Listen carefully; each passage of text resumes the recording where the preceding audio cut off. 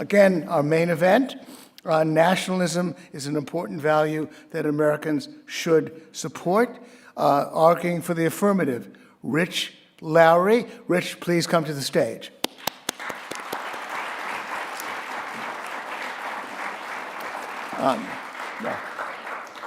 Arguing for the negative, Alex Nowrasteh. Alex, please come to the stage.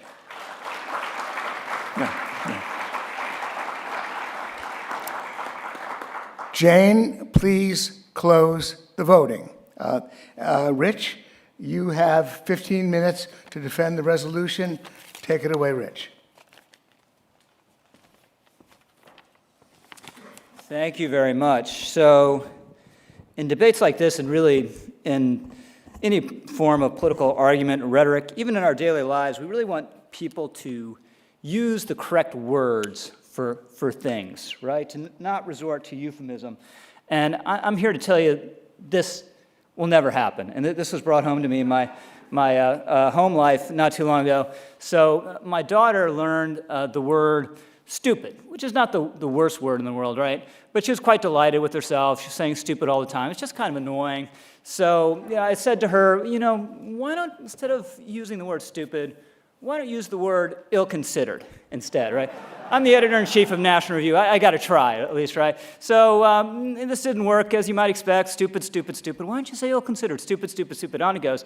So then one morning, this is around the time she was getting potty trained, and my wife would put in a pad in her pants, just in case, extra insurance. She gets up one Saturday morning, goes into the bathroom, uses the toilet in a marvelous fashion, and then in an excess of zeal, throws in the pad, flushes the whole thing, it backs up, and it's a sewerish debacle in this bathroom. When things go wrong, in the household, it's always blamed on me, maybe correctly, maybe not, but I'm going in, and I'm swabbing, I'm mopping, I'm doing the whole 9 yards, and my wife's like, Rich, you gotta talk to her. She can't do this kind of thing. Rich, talk to her. Okay, I'm gonna talk to her. After 20 minutes of cleaning up, I come out, and I'm ready for this fantastic daughter-father moment. I take her on my knee, and I say, honey, what did you do wrong? She said, Daddy, I did something ill-considered. So it's a pleasure to be here. I want to thank Soho Forum for putting on this event. I want to thank Alex for being here on the debate stage. I think it'll be a fun and hopefully illuminating evening. I didn't realize, by the way, that this is such a reason-oriented event. It slowly dawned on me that the link is to ReasonTV, the Reason magazines on the back of the seat. So I guess I'm the conservative patsy who's just walked into this libertarian trap, It should have been a sign when Grant was asked to sing songs about freedom instead of songs about national feeling, But I'm a huge admirer of freedom too, and reason, which I think is easily the second best political magazine in the English language. So, and I also appreciate all you being here. Mark Twain said the best audiences are inquisitive, well-informed, and drunk. So I think we probably have 2 out of the first 3, and we'll work on the 3rd across the street a little later. Okay, so let's talk about nationalism. So there's a common erroneous belief that patriotism is the word for everything good and national feeling, and nationalism is the word for everything bad and national feeling. And this is just an erroneous and unsustainable definition. If we get technical for a moment, the root of patriotism, the Latin word patre, it's the same root as patriarchy. It means fatherland, right? It means love of land of our fathers, love of our own. This is a natural and an important sentiment. Nationalism is closely related, but is something separate. So nationalism is the doctrine or the idea that a distinct people, united by a common culture, united by a common history, united very often by a common language, should govern a distinct piece of territory. Distinct people, distinct territory. Now, this might not sound like an outlandish idea to you, for a good reason. This defines the entirety of the modern international system. This is the world we live in, is defined by nationalism, right? We live in a world where distinct peoples have their sovereign borders and their own distinct cultures. Is this a terrible thing? Is this a bad thing? No, this is a good thing. And if you agree it's a good thing. Then, even if you didn't know it or not when you came in these doors, you are a nationalist. Congratulations, I have a book to sell to you on Amazon right now. Now, if you look at the system and compare it to the rest of the human history, it's worked marvelously well. It's created more stability, it's created more international peace, and it's created more democracy. Entire books have been written about this phenomenon. Steven Pinker had a wonderful one several years ago. Now, most people would support that system, but you don't have to, right? There are alternatives to nationalism. You can say, no, our primary loyalty shouldn't be to the nation. It should be to tribe or to clan or to sect. And this is the way it was throughout most of human history and still is in many places today. Look at Afghanistan, right? There are a lot of people in Afghanistan say, no, I'm not an Afghan. I don't even know what that is. I'm a Pashtun, or I'm an Azeri. And this is a very deeply felt loyalty. Obviously, as we've learned to our regret, they'll defend it very ferociously, but it makes it impossible to have a coherent nation state in Afghanistan. And just like Afghanistan, makes it impossible to have a coherent nation state, and just like Afghanistan, many failed states around the world lack this kind of requisite nationalism to make it work. And even in this country, a tiny fringe of a fringe, there are people who want to elevate a tribal loyalty above the nation, right? The morons who were marching with the tiki torches in Charlottesville want to elevate race over the American nation, which I think has been a terrible deal and an awful mistake. January 6th, you look at that. If your reaction to that is, you know what, that Capitol is ours. It belongs to all of us. You know that box they bring out when they're counting the electoral votes? They've done it for 200 years. How dare you? How dare you interrupt that? And how dare you disgrace us before the world? That's, at bottom, that's a nationalist sentiment. There are all sorts of other reasons to oppose those people, but that is a nationalist sentiment. So maybe you don't want to be a nationalist or a tribalist. Well, there are other alternatives. There have been great empires throughout human history, many quite long-lasting. The Ottomans, right? The Habsburgs, the Russians, right? These empires had many things to recommend them, but they were not one of them was a democracy, and they depended on coercion to hold themselves together because they had captive peoples, captive nations who didn't want to be governed by the center, represented by another people or nation. They wanted to govern themselves. And as soon as the coercion gave way, these empires split up. Now, if we want to take this in the current context, again, you don't have to be a nationalist. You can look at the conflict between Russia, where Vladimir Putin is a neo-imperialist bent on restoring as much of the Russian empire as he can, or you can be with the Ukrainians, right? You can be with Zelensky and the Ukrainians who are involved in a classic people's struggle to defend their land, to defend their sovereignty, to defend their culture. And I submit to you, those aren't bad things. Those aren't small-minded things. Those are things that are crucial to every people in the world, and what they are doing is hugely admirable. Again, you're not a nationalist, you can root for the British colonial empire against Gandhi. You're not a nationalist, you can vote for Napoleon and root for Napoleon and his imperial project against the European countries that resisted him in war after war in the Napoleonic era. You're not a nationalist, you can be a sympathizer of the Soviet Union and not Lech Walesa and other nationalists in Eastern Europe who wanted their countries, their nations, to be free. Now let's bring it around to the United States really quickly and just look at the history of nationalism in this country. The American Revolution was a nationalist revolution. The Americans said, we've lived here in these shores now for 130 years, whatever it is. We've taken on a distinct identity of our own, and we should be allowed to govern ourselves. Just a classic lowest common denominator nationalist sentiment. Now, not everyone agreed with him, right? The country, according to John Adams, divided in thirds. A third Tories, a third Patriots, third in between. And the Tories thought, no, we'll still be loyal to the crown, this other political authority across the ocean. But the nationalists, I submit to you, were right.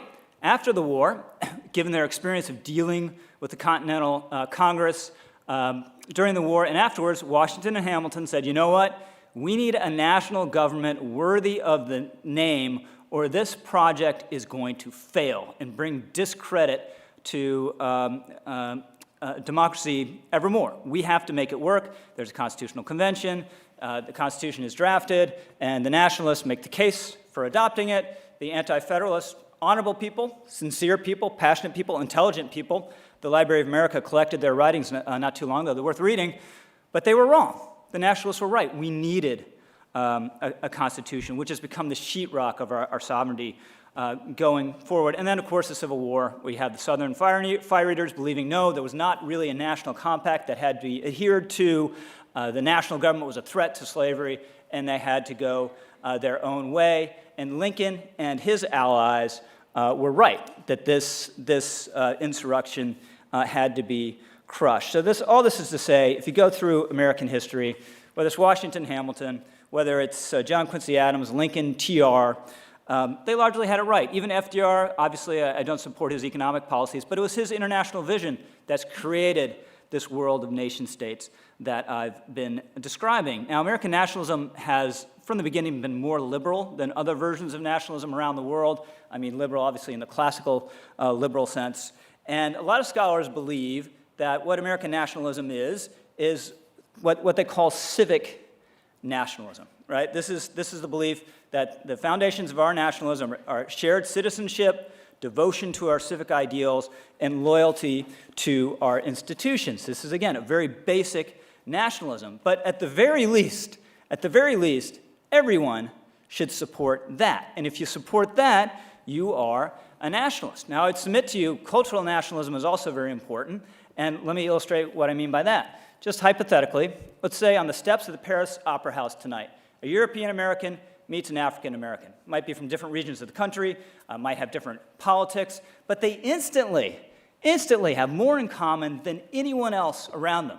They speak the same language, so that they can be assured that they understand one another. They wear the same kind of clothes broadly. They like the same kind of food, and they have, even if they don't recognize it, this enormous store of shared cultural knowledge, whether it's from what Britney Spears is posting on Instagram right now, or whether it's who won the Super Bowl last year, or whether it's phrases that, even if they, again, are not aware of it, that go back to the King James Bible, which is the most important book for so long in our early history. So again, is this a bad thing? It's a good thing. It should be fostered and protected. It lends a cultural coherence to this country. It gives us social trust, which is so important for the market, the free market to work, for democracy to work. And again, places like Afghanistan that don't have this do not have democracies. If they don't have this basic level of coherence and social trust, they get civil wars, they get coups, they get ethnic cleansing. So we need these pillars of commonality. Yes, nationalism can be abused. Everything that's natural and powerful can be abused. Love can be abused, right? Love's a wonderful thing. It can become possessiveness and even violence, the opposite of love. So it needs to be true love and carefully defined and have guardrails. Christianity, I'm a Christian. There are many, many examples of this, but just look at the Crusades and the enormities that were committed in the name of my God. Does that mean I shouldn't be a Christian? No.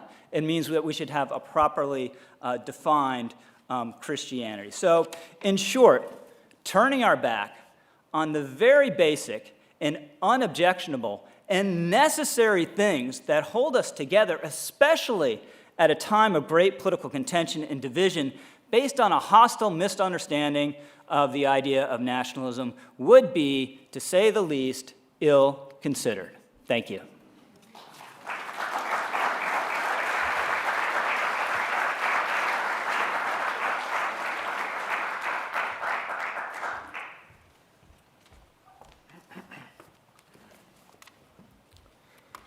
Well, thank you very much to the Soho Forum, to Gene Epstein for putting this together, to Reason for co-hosting, for Nick for his great introduction, and for Rich for being here today. Now, there are many books on nationalism. I put those books into three broad categories. The first are informative but dry and descriptive academic tomes. The second are breezy, easy to read, and bad works of ahistorical propaganda. The third group of books are well-written, informative, and support nationalism. I put Rich's book in the third category. Indeed, if you want to read the best case for nationalism in book form, I suggest that you pick up Rich's book. However, that does not mean that I agree with it. Rich advocates for a benign nationalism that doesn't exist in the real world. Rich's nationalism is theoretical and bears almost no relationship to nationalism as it actually exists. Real nationalism as it exists in the world is often and mostly a primitive, statist, protectionist, anti-capitalist, frequently, not often, of course, xenophobic, and often ethnocentric proto-ideology of, quote, my tribe best, your tribe bad, unquote, with the tribe being the core of the ideology. The only individual who counts is the chief of the tribe. It's an ideology of group rights that denigrates individualism in favor of an abstraction known as a tribe, or in this case, the nation.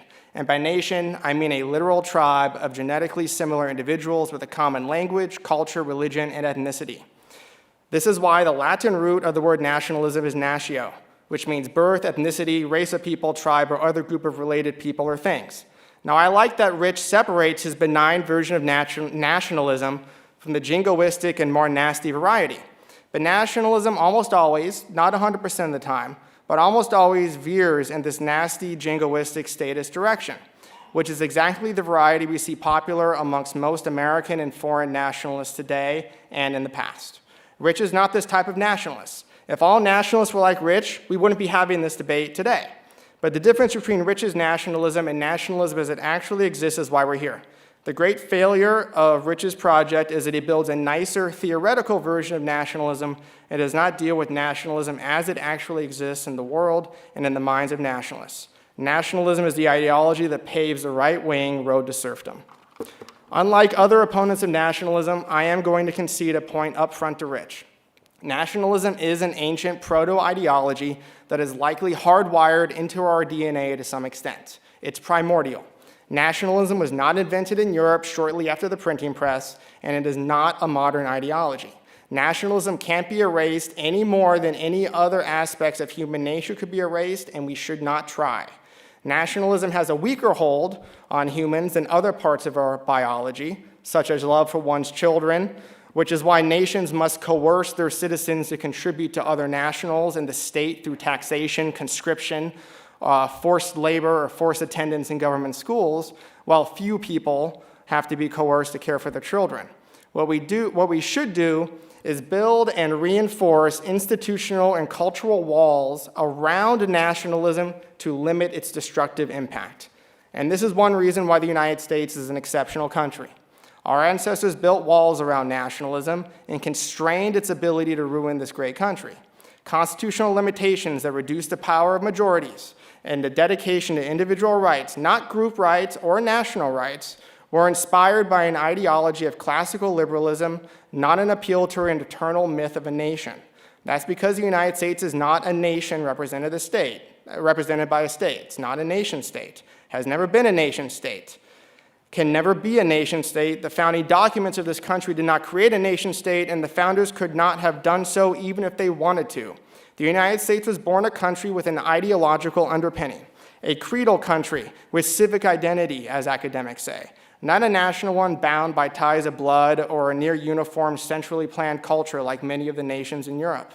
The United States has a creed, or broad enlightenment, classical liberal ideology, adherence to certain principles with a few cultural characteristics and broad commonality. We're not unique in this respect. Canada, Australia, New Zealand, and others are similar. But the US takes it the furthest.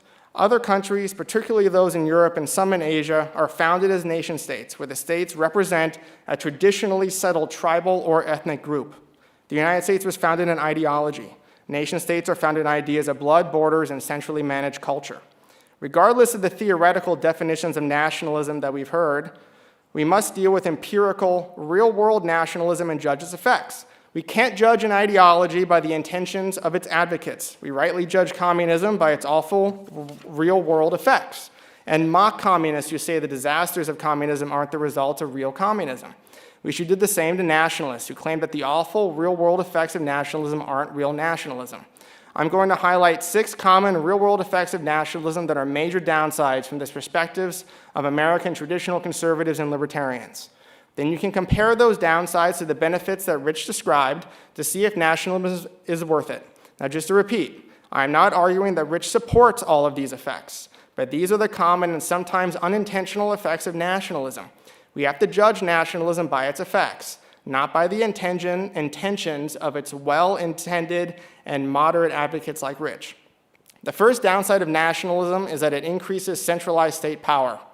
In nationalism, the state representing a nation, known as a nation-state, is the only organization that counts because it represents the entire nation. Individualism is not important, individual rights don't matter, and a nation's government does and should determine everything regardless of the desires of the centers. National decisions are made by the state. This is especially true in times of distress, when nationalists claim to, quote, rediscover the essence of the nation, unquote, and seek to control its embodiment, the state, as the only real source of value and a refuge in times of desperation. The second effect of nationalism is that it tends to concentrate state power in a single person, the leader. Nationalists often conflate the nation with that of an individual political leader who is a nationalist, frequently a strongman, sometimes a dictator, and other times a king, probably because the nation is just an abstraction that requires a totem of some kind to be real in the minds of men. This is why Schopenhauer described monarchy as a natural force. It's also why other large non-state organizations today are often strongly identified with the person leading them. Twitter, Elon Musk, for example. A charismatic, strong leader who stands above, quote, petty, unquote, individual distinctions, and who represents strength, who requires more power, who disregards small concerns like individual liberty, who builds a cult of personality, and who is the representative of the nation, fits the bill. And we see this again and again in nationalist governments throughout history and across the world today. The third common effect of nationalism is more state control over the economy. After all, the nation knows best, and its government will do whatever it thinks is in the national interest, or, more accurately, whatever is in the best interest of nationalist politicians. It's no mistake that national conservatives, as they call themselves today in the United States, favor industrial policy, protectionism, high taxes, closed borders, pro-union policies, a large welfare state, praise the New Deal even, and desire more state control over the economy. Increasing state control of the economy is partly ideological and partly just a byproduct of the increasingly centralized state that nationalists demand. We see it with economic protectionism like tariffs on foreign products, such as steel for vague national defense reasons, or making sure all baby formula is made in the United States with disastrous consequences. This is the same today as it was in the heyday of nationalism from the late 19th late 19th century to World War II. The fourth effect of nationalism is more government control over the private lives of citizens and central planning of culture. From the French Revolution, originating the term nation building in France, and the central planning of language to Vladimir Putin in Russia and dozens of nationalist leaders in between, they all use the state to force the preferred version of a centrally planned culture on society. The most common vehicle for this is through state education system that instills nationalist values, imposes uniform language or linguistic guidelines, and subsidizes certain cultural norms over others. The powerful nation-state can and does impose different values, and dissenters be damned. The fifth effect of nationalism is the glorification of militarism, war, and lesser hostility between nations through trade wars, tearing up of arms control treaties for no good reason. Judged by the numbers of deaths caused by different types of governments in the 20th century, just focusing on governments murdering their own citizens, nationalism is second only to communism. And that excludes the nationalist crimes against humanity during the age of imperialism, whereby nationalists murdered over 50 million people, according to historian R.J. Rummel. As historian Douglas Porch noted, quote, colonialism was not, as Lenin claimed, the highest stage of capitalism. Rather, it was the highest stage of nationalism.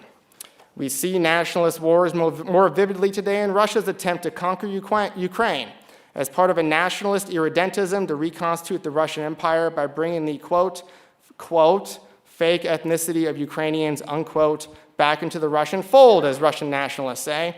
It's no mistake that so many nationalists around the world admired Putin prior to his invasion, such as Dutch nationalist Thierry Baudet, French nationalist Marine Le Pen, Italian nationalist and Prime Minister Giorgia Meloni, and former Italian Prime Minister Berlusconi, who still defends Putin after the invasion. and many American national conservatives, as they call themselves. Some American national conservatives, or NatCons, slobbered over Putin in part because his military recruitment advertisements showed Russians as extremely manly. Now, in his book, Rich praises Teddy Roosevelt as an American nationalist, a man whose greatest accomplishments were support for the income tax, burdening successful American firms with mountains of red tape, trust busting, building a large obsolete navy, creating new bureaucracies, creating national parks, and advocating for U.S. entry into just about every war going on around the globe, and accomplishing many feats of great physical strength. Now, as a libertarian, none of those nationalist so-called achievements thrill me, and they shouldn't thrill the traditional conservatives listening today. The sixth common effect of nationalism is ethnic chauvinism, and to a disturbingly frequent extent, genocide. Slaughters in nationalist Turkey, mass death in nationalist China, 2 world wars were caused by nationalists with revanchist dreams. Historian Aristide Zolberg went as far as to call the formation of new nation states as, quote, a refugee-generating process, unquote, to expel groups of people who are not members of the new nation. Not every nationalist government commits genocide or engages in ethnic chauvinism, but not every communist regime causes a great famine either. We shouldn't give nationalists a pass any more than we should give communists a pass. Still, we should be extremely skeptical and oppose communist governments everywhere for this and other reasons, just as we should be extremely skeptical and oppose nationalist governments. With such a large potential downside to nationalism, the benefits must be greater to justify adopting such an ideology. What are the upsides? We've heard about feelings of belonging that will lead to national greatness. That payoff, mainly in the form of magic words, does not justify the potential downsides. They're the equivalent of asking a person to risk their life, freedom, material possessions today for abstract feelings in the future that probably won't arrive. Do you feel better and more connected to other American strangers when Donald Trump, who embraced nationalism, was president? Did Trump cause American solidarity to increase? Just the opposite. Nationalism is a schismatic ideology that pulls citizens apart from one another instead of binding them together. Meaning and belonging come from family, friendships, real communities of people who know each other, hobbies, career, and other personal relationships, not from devotion to a national abstraction.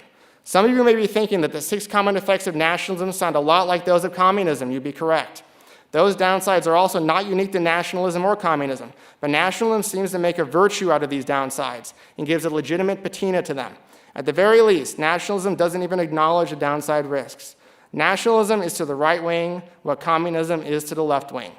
Poorly reasoned utopianism that often leads to some of the worst crimes against humanity. Communism promised material prosperity and equality for all and failed dramatically. What does nationalism promise but some good feelings or meaning tied to an abstraction? In an ideologically founded country like the US, nationalism is a disuniting force and not a uniting one.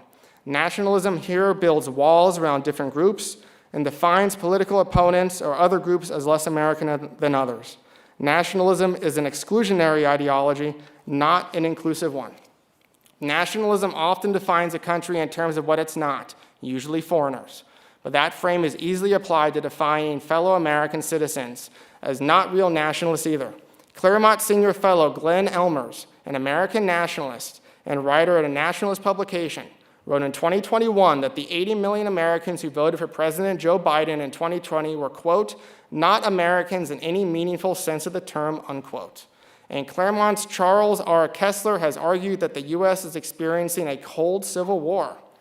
These nationalists believe that half of American voters have betrayed the nation. They obviously don't care about building national solidarity. If they wanted to build national solidarity and harness good feelings for national greatness, they would be trying to bring the country together instead of trying to label half of their fellow countrymen as non-Americans or un-American. Where is this benign nationalism and uniting nationalism that Rich speaks of? Certainly not in the minds or on the lips of nationalists. Thank you. Thank you. Yeah. 5 minutes of rebuttal. Rich Lowry.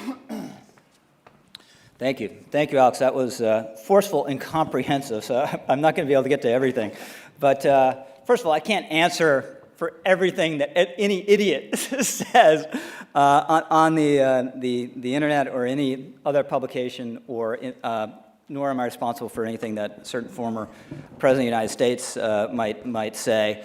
So the contention, the United States is not a nation state, And this is really breaking news. Should we not be in the United Nations? Are we falsely listed among the 150, whatever it is, nations at the United Nations? Why do we have borders if we're not a nation state? Why do we have a military? What's a military doing? How does an ideal have and build a military and deploy a military as possible? I got to try to wrap my head around that one. We have trade policy. We have rules around citizenship. We have political traditions that are written down. All these are constituent parts of a nation. So I think Alex's argument fails at that most basic level, because if he acknowledges we're a nation state, then he has to acknowledge, well, we should feel some loyalty to this nation state and to its traditions. And guess what? That's civic nationalism. We're all nationalists. So he has to engage in a reality-defying act of rhetorical gymnastics to say we're not a nation state. And then, that nationalism is inherently centralizing. Well, yes and no. I just think saying that proves too much. Again, without sort of the comprehensive way that Alex feels necessary to make his case, I think for understandable rhetorical reasons, would mean he'd oppose the adoption of the Constitution. That was a hugely centralizing event to have a Constitution. Again, the Anti-Federalists, they opposed it for that reason. So this is the Charter of our liberties, the Charter of our sovereignty, the basics of our civic nationalism. Alex would oppose it if he's true to his premises. Again, I think he has to go this extreme because he knows he'd otherwise have to give too much away. The Civil War, right? Hugely centralizing event, hugely. I mean, there are some libertarians who actually, they don't like Lincoln because he was a centralizer, because he's like, actually, no, we do have a national compact that cannot be broken, and the national government has integrity and legitimacy. I think those things are obviously true.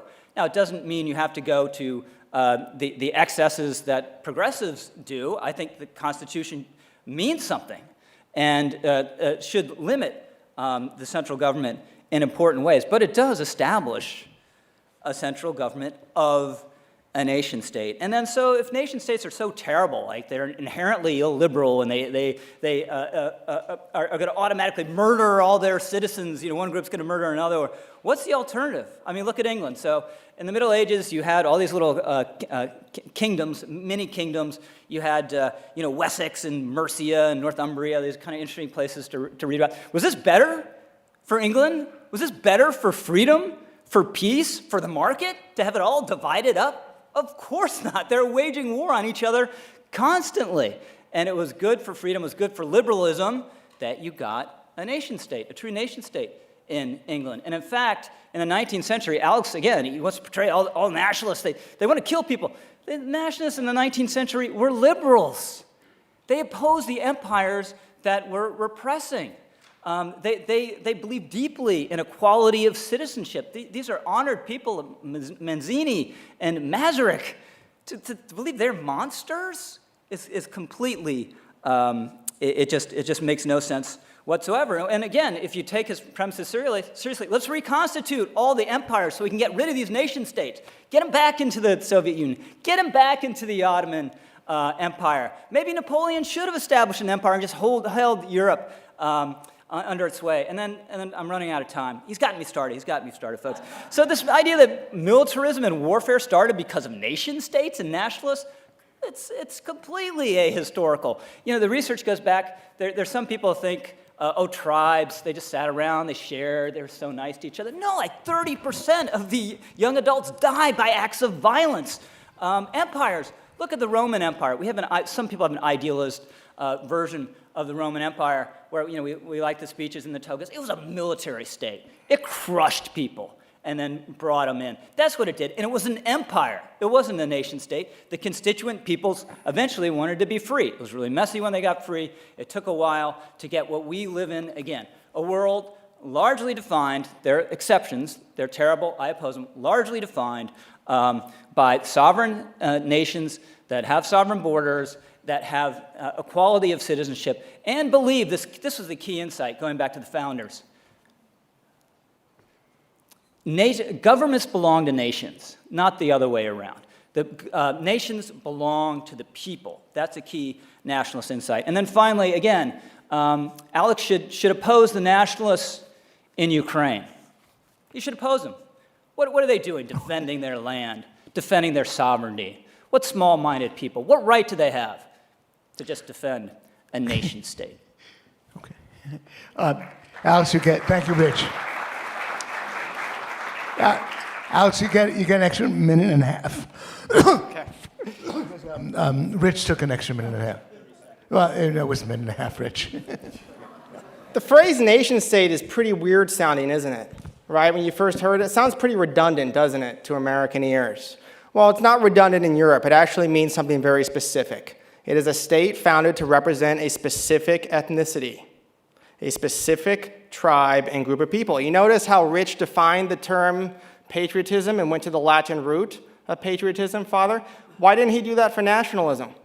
Because the Latin root of nationalism is natio, which means ethnicity. In Europe, this is clear. Everybody knows about this. It's obvious over there. It's only in America where nationalists can pretend that it has nothing to do with that, or it's separate from that. The US is a country, obviously. It is a state, obviously. Like lots of other countries around the world and throughout history that are not nation states, but are well-functioning, well-governed, free, and prosperous, like Canada, Switzerland, Australia, New Zealand, and these other places that are not nation states. The United States was not founded to represent a particular ethnicity. It was not founded for that unless you believe the 1619 Project nonsense about that. It was not founded for that. The United States is different. We are founded on an ideological backdrop based on universal values. The Declaration of Independence does not say, it doesn't use the word nation. It establishes a new government. It establishes and separates from another government. The US Constitution only uses the term nation twice to represent something called the Law of Nations, which is international law, how they'll enforce international law, and how they'll have relationships with foreign nations. It doesn't describe itself in that at all. We talked about nationalism and all of the good outcomes. Well, we got to take all the bad outcomes with it. Now, obviously, modern nationalists didn't invent war, but nationalism is an ancient ideology. It goes back very far. We both agree on that point. Alternatives that Rich mentioned, tribes, clans, empires, that he said are coercive. Well, the news is all states are coercive. All states are coercive. Nation states use coercion all the time. They use it for conscription, for taxation, and everything like that. It's not like nation states are everybody holding hands with the same feelings about stuff, going together in total solidarity. That's like nonsense. Nobody like that. You get 3 people together, they can't agree on anything. And just because we all come from the same background, we're supposed to be going forward without coercion. If that were the case, why does any nation state have an income tax? They should just pay their money out of solidarity with their fellow nationals to support all these great magic words that are out there. The alternative to nation states is not tribes or clans or Afghanistan, but a country like the United States, which is not a nation state. It is a country, it is a state, it has traditions, but it is not a nation state in the definition of it. Rich, in his book, cites frequently some of the great nationalist scholars like Anthony Smith to try to prove the point that nationalism is about culture. Of course, Anthony Smith's great book is called The Ethnic Origin of Nations. That's what it's about. That is what these people agree on. That's the Latin root of it. The Anti-Federalists created the Bill of Rights.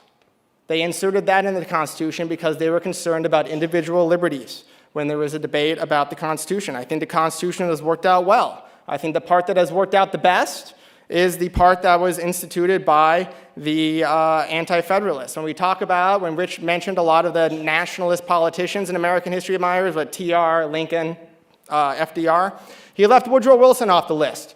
Probably, arguably the most nationalist American president ever. Got us involved in World War I. Created nationalist programs to try to assimilate immigrants to some kind of like special centrally planned ordeal that didn't work. Lauded by nationalists at the time. Supported all of the major progressive policies just about that Teddy Roosevelt supported. They disagreed about the League of Nations, but that's about it. What's interesting is this denigration of civic nationalism. If you want to talk about how we have something in common, civic national, by the way, is just like oxymoronic phrase, doesn't really make any sense. We have a civic identity in this country, we have an ideological identity, and that's good enough. We don't need big words that come from Europe about trying to bind us all together in some kind of mythical, made-up ethnic past to make us a successful country. Rich is right. Almost anything can be bad. Love can be bad, right? It can lead to bad things. We call that abuse. We call that stalking. Nationalism is to stalking what patriotism is to love. Thank you.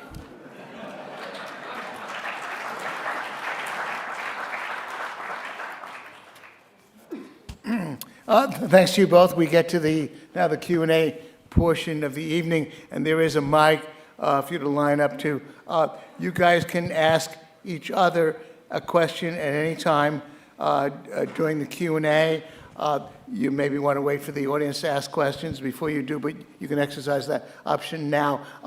Do either of you want to ask the other a question at this point, or do you want to wait for a bit? Looks like you want to wait. And I want to take moderator's prerogative to ask each a question. Alex, you are saying that, I take it, that the word nationalism should be expunged from your vocabulary, or put it in terms of question. The sort of thing that Rich talks about, which is an identification with the tradition of the Constitution, identification with the tradition of the Founding Fathers, identification with the spirit of the American Revolution, with all that you, perhaps as a libertarian, might value in the American tradition. You value it, it matters to you, and so you and I are Americans. But are you saying that none of that should mean that you're introducing the word nationalism? It's out of your vocabulary altogether? Nationalism is out of my vocabulary. I love the American founding. I think the Constitution is great, the Declaration, but these are not the behaviors of a nation state or nationalism. I'm a patriotic American. I love my country. I love it because it's lovable. I love it not because I was born here or I'm an American. If I was born somewhere else, I'd want to come here. I love the principles of it. Those are the things that make us, I think, unique. Otherwise, we're just like every other sort of nation state in Europe, and we're not like that. We couldn't be like that. At the time of the 1790, only 60% of people living in the United States were of English descent. Another 20% were various Europeans, another 20% were black Africans. What is the natio? What is that group that was being founded that was nationalist? There were Americans, but they were not bound together in a nation in any meaningful sense of the term, certainly not what the Latin root of the term means. Rich, of course, comment. Yes, from you, Rich. So you referred to kind of how exclusionary nationalism is. So let's look at a couple American national symbols and heroes. I'm just curious whether you consider them exclusionary. The American flag, is that exclusionary? The Pledge of Allegiance, a statement of basic American creed, is that exclusionary? Our greatest national hero, George Washington, is he exclusionary? No. Thank you. Okay. Question. You could also just call them American instead of national. More accurate, right? America is a nation. And this is another thing I'm curious. So is it the term that trips you up that you're being very specific about nation state, or you actually think we're not a nation, like not a country, like not a nation, not a country? Country and nation aren't the same meaning. Why did you go to the Latin root for the word patriotism but not for nationalism to make your definition early on? So first of all, you're saying nation and country are different things? So in America... I've never heard this before. Yeah, that's because you need to talk to more Europeans who understand the distinction. That's why it's oddly redundant in America to say nation state. It trips people up. They're like, why are you saying the same word twice? Because to Americans, it means the same thing. But you go to Europe, you talk to people overseas, nation state means a state founded for a particular ethnicity and tribe to represent them. But see, so you're saying So because we're a country. So you're saying because in Europe there was more of an ethnic basis to the founding of nations, we can't be a nation because we are a more open nation. I mean, we have a different iteration of our nationalism, which is one thing that makes it good, right? It's not bad because it's different. That's a good thing about it. And you're playing a definitional game to try to deny that obviously we're a nation because you fear if we're a nation and we have national symbols and national heroes. No, they have to be American. Don't use the word nation or nationalism. You're playing a word game to try to support your point. It's what the word means. Why can't you just say patriotism? Why can't you just say that we're not bound together by this mystical nonsense? We're bound together by a civic ethos.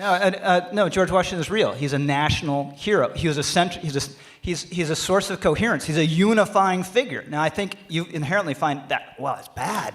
Something No, that I don't we think George Washington- all believe in. We can't have that. Okay, no, I but don't- he is a national hero. He's I not don't a think- country hero. I don't think that heroes are bad, but the word nation means something specific, which is why it is so often tied up in people's minds with brutality, with genocide, with war, with ethnic exclusion, with all these things. You write about this in your book, how it's all tied up, and it the is opponents of because it Hitler so often is. were democratic nationalists. Okay, let They were me have de Rich. Gaulle and Churchill and FDR. Rich, you have the last word on that. I have a question for you, Rich, in particular.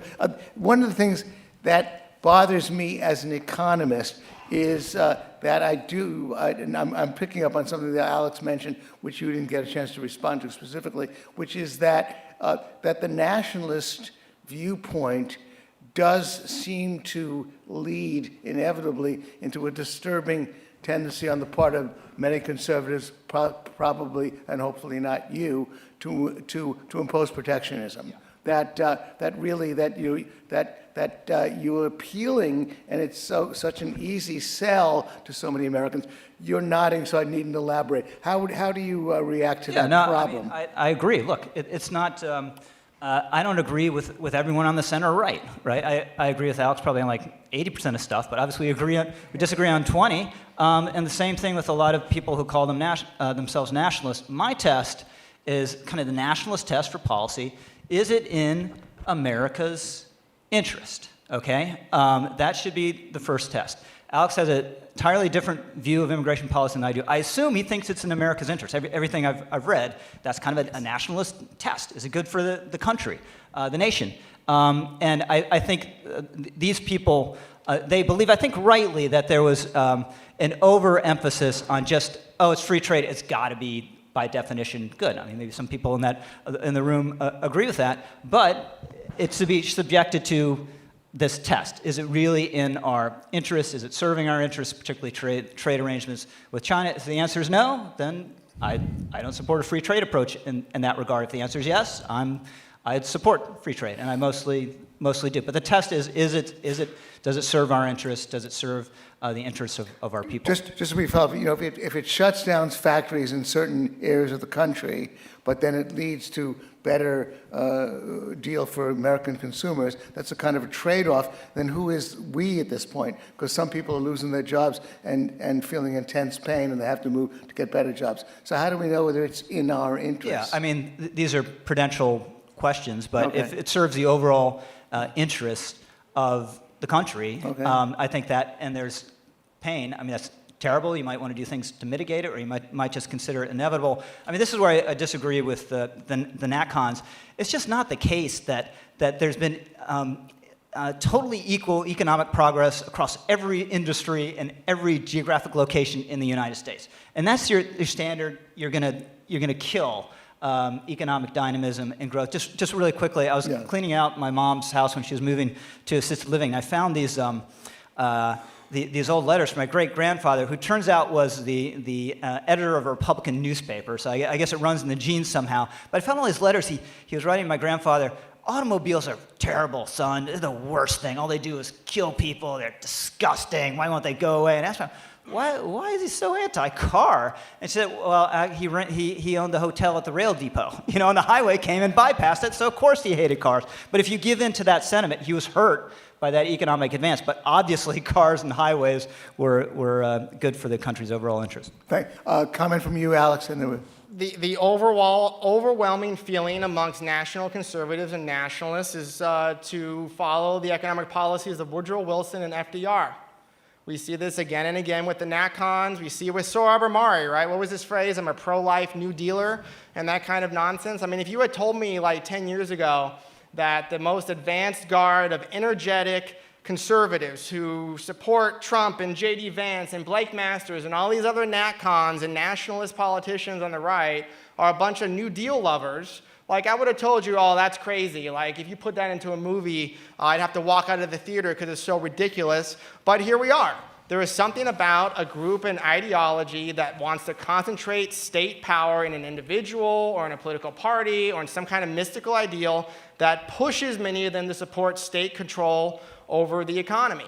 And that's what we see. You want to take a look at what nationalists are going to do or try to do when they get power in the United States? You know, look at Woodrow Wilson or FDR. It's a pretty good game plan.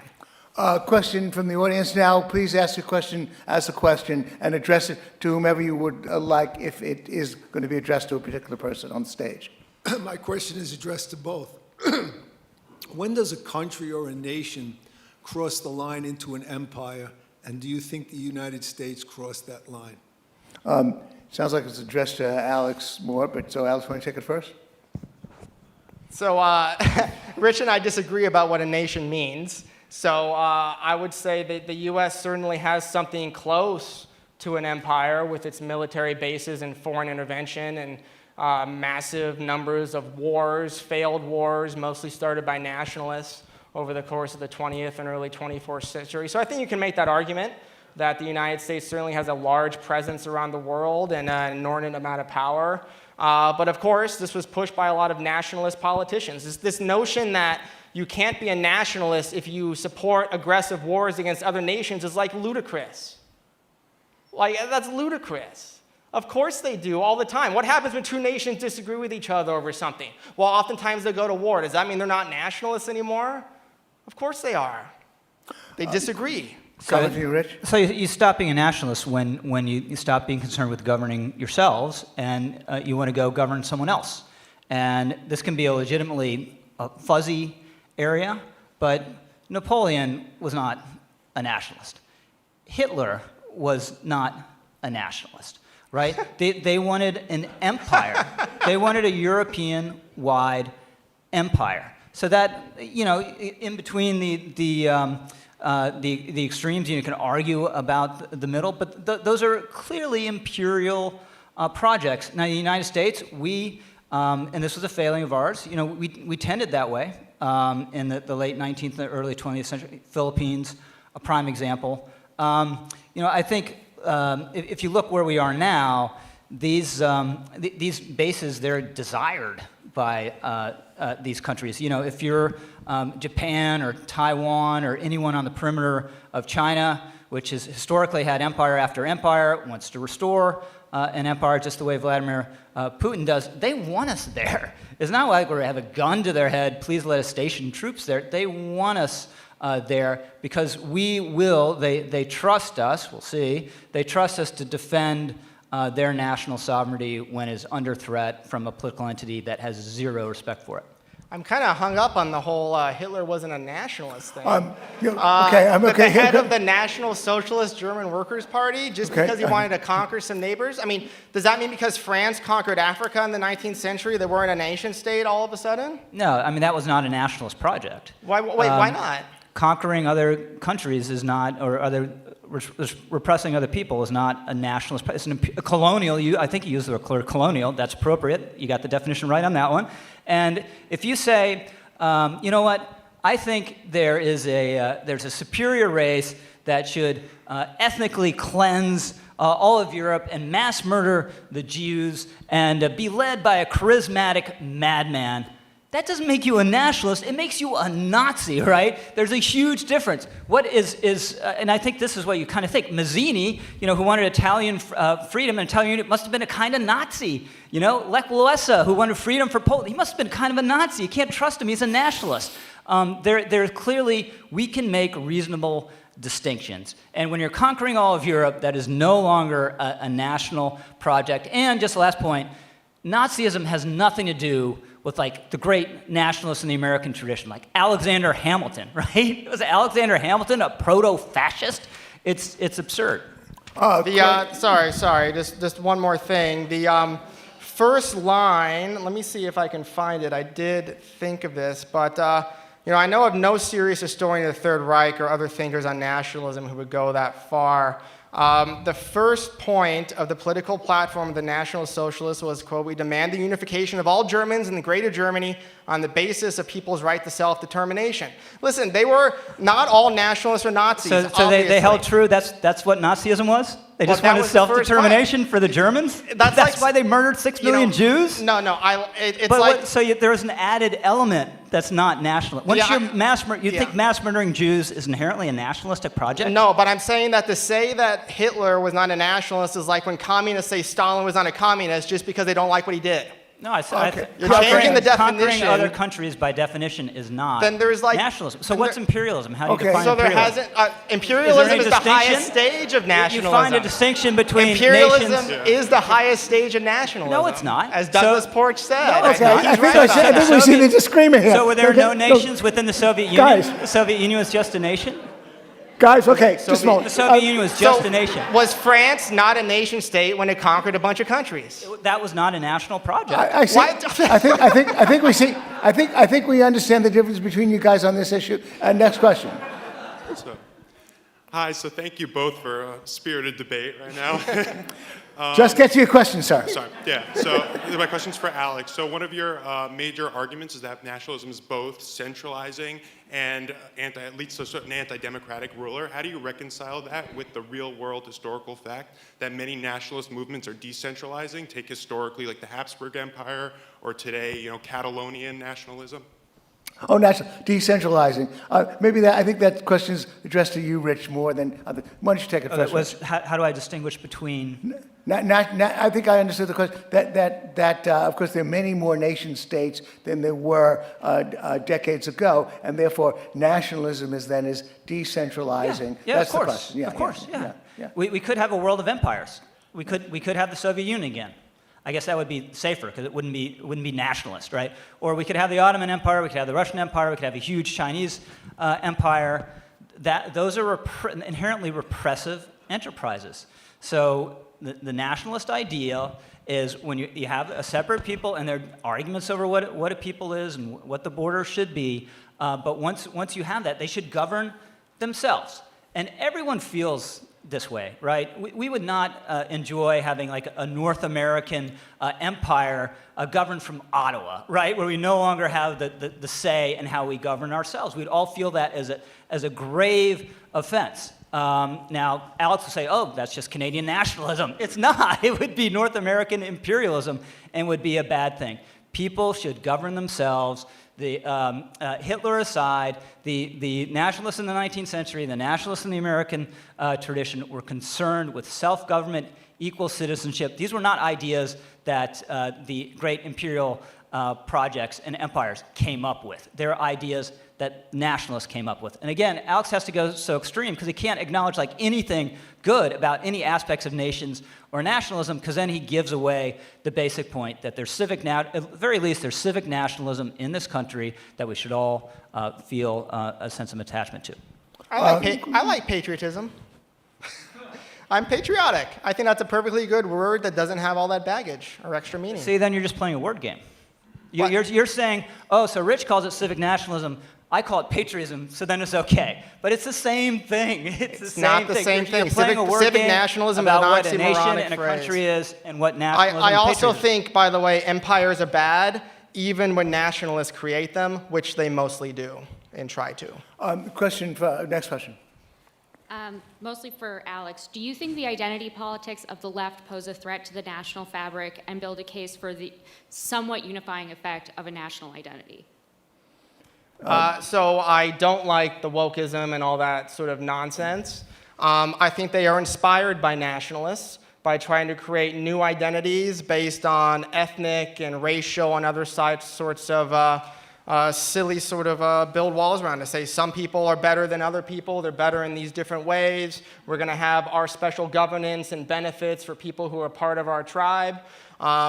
That's, you know, they took a playbook from nationalists from back in the day about what these words are and what they mean and what they're trying to do. So I think it would be great if they got rid and we stopped pandering to them and if they stopped doing that kind of stuff. But yeah, I do think that this woke nonsense stuff is bad. I have nothing nice to say about it. So if nationalism is responsible also for Nikole Hannah-Jones, there's nothing it can't do, right? It creates empires, it creates wars, it creates Nikole Hannah-Jones and wokeism. This is just, again, it has to be so extreme because if you realize it gives just a little bit and he's given away the debate. And on the central point, civic nationalism, we should feel loyalty to our nation and its institutions. He has to call it a different word. Why didn't you define the Latin root of nationalism like you did for patriotism? Why didn't you do that? Well, It gives the game away? No, because all entities. So you know what else is ethnic-based? Tribes. Tribes are ethnic-based. Sects are ethnic-based. The point that, and all right, do we really want to go to the Azir Ghat section of this debate? You know, the scholar he's referring to. I have his book in my bag here, and the point he's making that you distorted in your writing about this is not that nations are inherently ethnic-based. It's every political entity at the beginning, going back to time, was ethnic-based because we started as tribes. And what you do, you want to build up from that and get higher than that with a nation. So you dissolve tribal loyalties, you dissolve sectarian loyalties, so you all feel a sense of commonality, right? We might not agree on a lot of stuff, we might speak with different accents, I'm a conservative, you're a progressive, but there's something that unifies us really deeply in this country. And at this time, when there's so much division, that's really important, and we shouldn't be turning it away based on strange word games. It's funny, when I wrote about Azir Ghat's work and I said I think the United States is an exception to this nationalist project, he actually wrote me a very angry email claiming that there's an ethnic core in the United States that is what defines nationalism here. So I think I understood his work just fine. Next question. So my question is actually for the negative, which you in your speech, you say how America is founded on like democratic ideals like our national identity. A little bit more to the mic, yes, yeah. More to the mic, yeah. Like national identity and our founding was democratic ideals. But then you go on to say that nationalism is sort of a fervor or love for such national ideals. So then wouldn't American nationalism be fervor and love for our national ideals of democracy and freedom and not love for like statism or other ideologies that aren't represented within our national identity? I don't really understand the question, and I don't think I said what you said I said. Well, want to clarify your question? Go ahead, clarify your question. So what I'm saying is that, so our nation, as you said, was like an ideological nation, sort of, how it was founded on sort of ideas. No, he's saying it's not a nation at all. It's not saying it's an ideological nation. It's not a nation. You can't use the word. It's a country. It's a state. Yeah, but we're not a nation use the N-word. state by definition. It has to be something else. It has to be something else, whatever you call it. Okay, guys, you started on some interesting, yeah. Okay, so regardless, our country nation was founded on sort of ideological principles, which are like democracy, freedom. That's what you have said. And then you've also said how nationalism is sort of like a fervor for sort of like national identity, whether it's like conquering or other stuff. But the difference is that American national identity is more so freedom than it is statism as it is in other places. So. Okay, well, okay, then do you understand the question now? The common unintended consequences of nationalism around the world and frequently by American nationalist politicians are the ones that I laid out in my points. So. Question. So just a real quick question. Would you support the word countryism? Sure. What's the Latin root of the word country? What does it mean? So you're in favor of countryism. It's all the same thing. Civic nationalism is just going to call it a different word. I don't. Let's have an agreement. We'll call it civic countryism. We'll okay? call and it, then everyone can favor it. We can call it patriotism if you want, but using a word that has a specific meaning, that's nasty, that's used by people overseas, that is not consistent with our traditions in this country, that is based on an ethnic identifier, is not American. It's not Alexander here. Hamilton was un-American? Was he not a nationalist? A lot of people today call him, a lot of American historians call him an economic nationalist. He wanted a powerful state, a centralized bureaucracy, a large government. But did he want to create an ethnic identity? He was un-American. I disagree with his conception of what the United States should be, but I don't think he was un-American. So nationalism Did he want to create like an ethno-state? So Did he want to create an American ethnic state? So nationalism can be admirable. I just said that under the definition of the word nationalist, he is not a nationalist in the European or in the real definition We're Americans. of the word. We're not Europeans. I mean, that's part of the point. Yeah, so the word is pretty, the word Okay, is- So, next but question. they're wrong. So why use the Latin root of patriotism again? That funny foreign word from Europe? Nationalism is nationalism. I keep is a coming distinct back thing. to this. You always obscure this in your talks. You're like, oh, patriotism is bad. I'm going to use the Latin word. Well, Why listen, don't you ever I talk never- about nationalism and the origins of it and what it means? You have Anthony Smith's book in your bag? I never said patriotism was bad. When did I say that?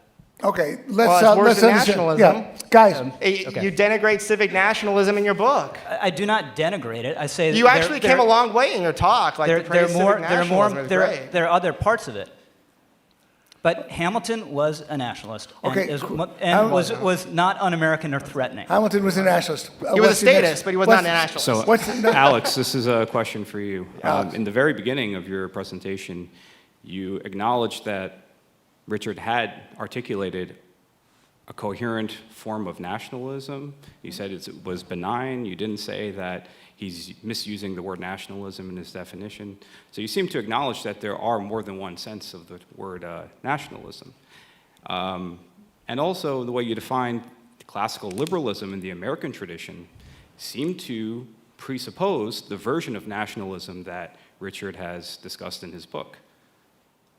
So would you be okay with saying, or would you agree with saying, that classical liberalism in the American tradition presupposes a form of nationalism, namely the version that Richard has articulated in his book? I mean, my main problem with the definition in Rich's book is that it bears no relationship to how nationalism actually exists. If what he describes nationalism actually is, if that was accurate, we wouldn't be here today. You take a look at surveys of nationalists, you take a look at how nationalist politicians behave and how they act. What he's talking about is theoretical. So if that is the way that it was, we wouldn't be having this debate. But these are the real world effects that we're talking about. Next question. Okay, I guess this is for Mr. Lowry. In Ukraine today, there are many people of Russian nationality who speak Russian. The Russian nation state does not incorporate those people. So would you say that the Russian nation state is justified to annex all Russians, especially when they're a big majority, as they are in Crimea and eastern Ukraine? On the other hand, the Ukrainian state has this alien element within it. Does it have the right to expel them, or to transform them, to make them into little Ukrainians by taking their children in the public schools and beating Ukrainian into them and taking away their heritage? I think the answers are no and no. Putin's vision of Ukraine having no national legitimacy is completely correct. Now, life being what it is and reality being what it is, complicated and messy, there are areas, where it has more of a case than others. I think Crimea is the prime example. As a prudential, practical matter, would I want the Ukrainians to take back Crimea and provoke a potentially massive reaction for what seems to be not a huge strategic prize? I would say no. But even the Russian speakers now in the eastern part of Ukraine want no part of Russia, no part of Russia. And the Ukrainian government, again, governments are inherently flawed. I by no means would support everything they have done or will do. Just the basic idea, though, again, they're Ukrainians. They have this place called Ukraine. The borders had been set for quite some time. They should be allowed to govern there and govern it and make their own choices. And look, self-governing nations, they make mistakes, right? Governments, again, are flawed. Human beings are flawed. Everything's flawed. Things are abused. Even the word patriotism is abused and become chauvinism, right? Which fades into militarism. So nothing is perfect. But Putin does not have a right to just, and he wanted to take over. He didn't want just, to secure Crimea. He wanted to take over the entire country and kill its leaders. Coming from you, Alex, on the question? No? Okay. Next question. I'm afraid that's going to have to be the final question of the evening, but go ahead with your question. Yes, this is primarily for Mr. Lowry. In your opening remarks, you talked about the tribal system of Afghanistan not quite rising to the level of a nation, whereas something like the Austro-Hungarian Empire would be supranational. My question is, how can we support nationalism as a justification for a state and the associated minimum requisite coercion, a monopoly on violence, when there's always a way to subdivide what a particular nation, and we can craft something of a national identity for these groups that want to break off? Yeah, again, they're fuzzy areas. Life is complicated. Should Quebec be part of Canada, right? Has a distinct culture, speaks a different language. This has been a hugely contentious question in Canada, resolved mostly peacefully. But so there are always edge cases, but more or less we know what these distinct peoples are and distinct cultures are, and even if the ball could have bounced a different way 300 years ago, the basic nationalist idea, buttressing our international order, we got the borders now and honor them. They are sacrosanct. It is wrong. It's an offense to cross someone else's border and try to take that territory. I think that's a really important one, and has stood us in good stead the last 50 years. Coming from you, Alex, on that? And by magic, a bunch of nationalists starts to cross a line and take another nation's territory. They're suddenly not a nationalist anymore, magically, somehow, through some sort of transformation, is basically the message that I'm getting from all this.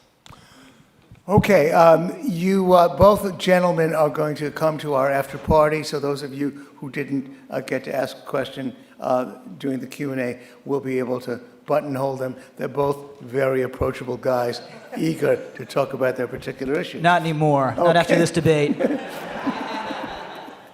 I'm still very approachable. Yes.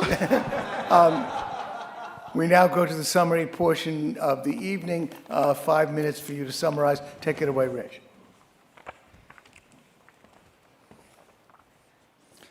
Wow, so this exceeded my expectations for this debate. No, this has been marvelous. Alex, seriously, we got spirited there. Appreciate you, appreciate your passion, appreciate your intelligence. And debates like this, they're just so important, right? I mean, someone should be doing the equivalent of this on a campus every night to teach people, you can disagree, you can talk over each other a little bit, but then you can go have a drink afterwards and you can learn from one another. You can sharpen your arguments even if you're not going to change your mind. And I'm not. So just let me make my, I do regret now, I dropped out of Latin, in the 7th grade. I really should have stuck with it. I sometimes think that, but then I'm like, no, the process of learning Latin was not great. So, all right, so let's go to another one of these nasty nationalists, John Stuart Mill, a figure at the center of the classical liberal tradition. And I think he put it pretty well, what I'm trying to get at tonight.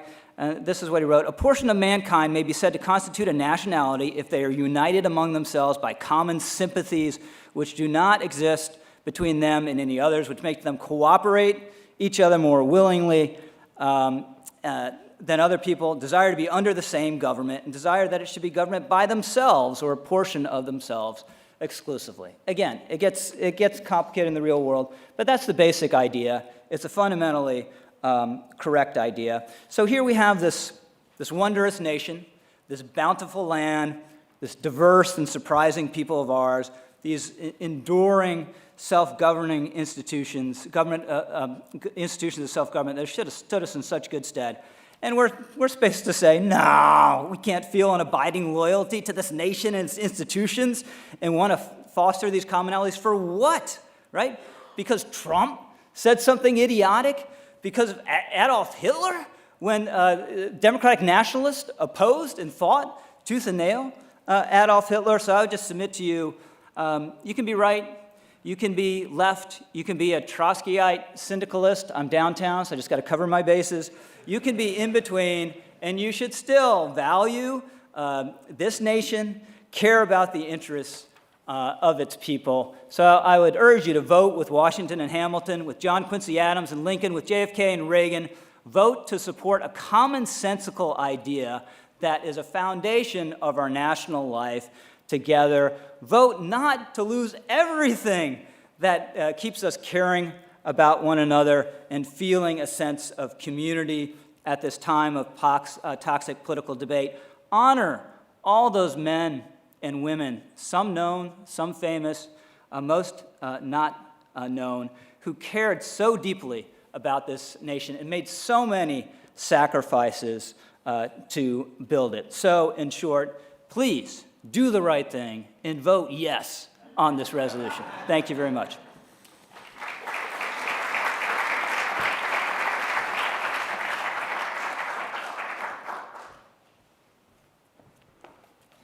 Well, yeah, thank you, Rich. This was a ton of fun. I learned a lot. I think the audience learned a lot. They probably learned a lot more Latin than they were counting on. Sorry about that. The test on the third declension will be later on at the party. There's a reason why so many people associate nationalism with so many bad outcomes around the world, of the ones that I listed. And that's because the common, often unintended, but the common consequences of nationalism are the consequences that I listed. Big governments, centralized power, central planning of culture, state control over the economy, militarism, war, and often ethnocentric policies that lead to very bad outcomes. Part of our nature, though, I think, is a nationalist impulse. I think this is part of it. For 90% of our history or so, we grew up in small tribes in the wilderness, killing each other. About the murder rate was about 1% per year of adult men. It was terrible. And you can understand in situations like that, when we were primitive, why these types of things, these nationalism, identity would evolve. But as we have a civilization, the extent to which we flourish and are prosperous and are free is to the extent which we build walls around, build institutional and cultural walls around our really bad instincts.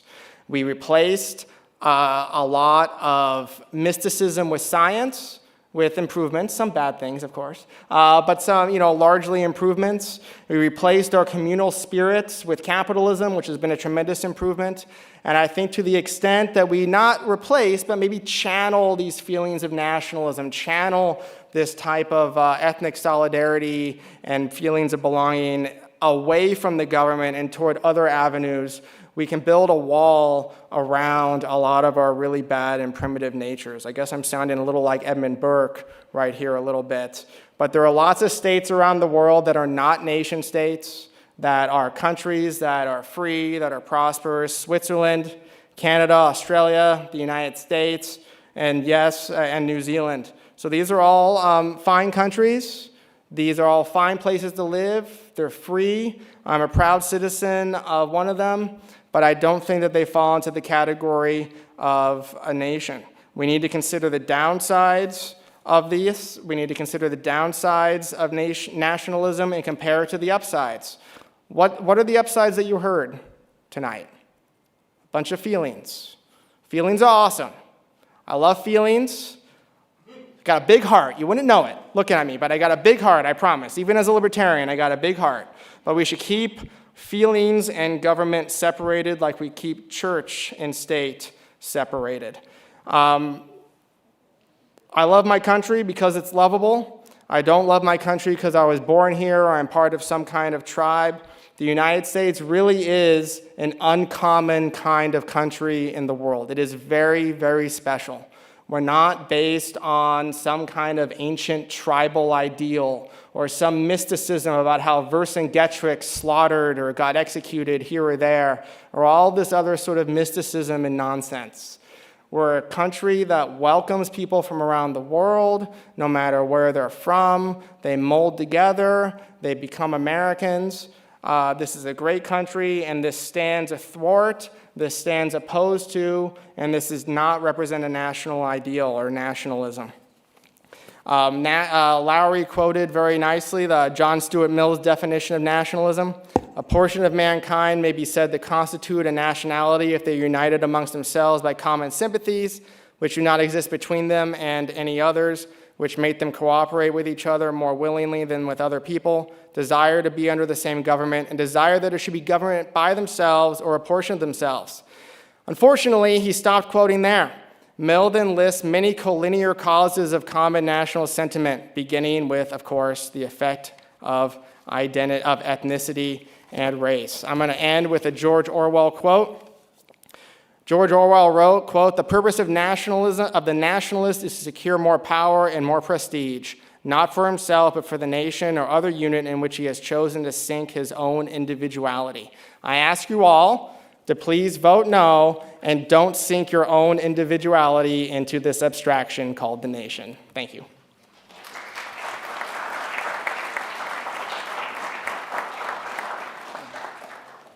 So, Jane, please open the vote for the final vote. Nationalism is an important value that, that Americans should support.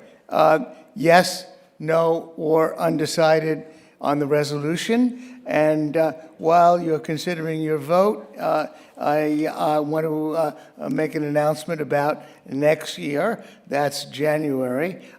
January 26th, we will have a debate on the Federal Reserve. George Mason University professor of economics Lawrence White will defend the resolution replacing the Federal Reserve with free market institutions would significantly improve the economy's money, banking, and financial systems against Columbia University professor of banking and financial institutions Lawrence Mishkin. That's Thursday, January 26th. Go on our website and tickets will be available. But I also want to make a special announcement about the new venture of the Soho Forum, which is going to tie in to that January 6th debate. We're calling it the Soho Forum's Bastiat Society Salon. And we're using the term Bastiat Society because, as many of you know, the Bastiat Societies are flourishing organizations that run discussion groups around the country. Our new venture is going to be the Soho Forum's version of it. We're going to discuss each debate. We're going to have Monday morning quarterbacking, a post-mortem on each debate. The first meeting of the Soho Forum's Bastiat Society Salon will take place on Sunday afternoon, January 29th, a few days after that debate on the 26th, from 2 to 4 p.m. Prior to that, an hour and a half prior to that, I'm going to show the debate on video because the discussion will be held at our loft apartment at 55 Great Jones Street, where our after party is going to be. Economist Larry White, who will be defending that resolution, will come to that particular discussion on the 29th to answer questions among the discussants. We're going to limit the membership to 50 people. I initially sent out a solicitation to our donors, to our volunteers, and to our special Soho Forum Facebook, but now I'm announcing it to all of you, and we will soon have a release about that particular debate and the opportunity for you to buy tickets to that salon. It's going to be $9 for students, $15 for everybody else. We just want you to pay a token amount. Bring your own beer or drinks. Refreshments will be provided. So I would like to make that a monthly event following each debate, and hopefully getting the debater to come, but even if we don't get the debater to come, we can discuss the debate among ourselves and clarify the issues. Unfortunately, this is the last debate we're going to have without a salon, but we'll have our big salon at our home shortly, which both of our debaters will attend. How are we doing on the voting, Jane? Still a little bit of time? Yeah. While the voting is continuing, I want to make just another announcement that we are, again, taking our show on the road this coming June for the third year in a row. We will be going up to the Porcupine Freedom Festival in Lancaster, New Hampshire. It's almost also often called Pork Fest, but of course, that's just short for porcupine, not for pigs. Jane, are you, yeah, and, well, I'm going to be doing a debate up at the Porcupine Freedom Festival. Go on the website to buy tickets to it, because it does tend to be sold out. That's going to be in Lancaster, New Hampshire. We will be up there at the Porcupine Festival. Jane? Okay, drum roll, please. Okay, the yes vote for the resolution went from 38.9 to 41.7%. It picked up nearly 3 percentage points. Congratulations, Rich Lowry. A landslide. What? I'm sorry, that's the number to beat. The no vote went from 22.93 to 44.4. It picked up 18 votes. So the no vote wins the Tootsie Roll, but congratulations to you both. Bye-bye.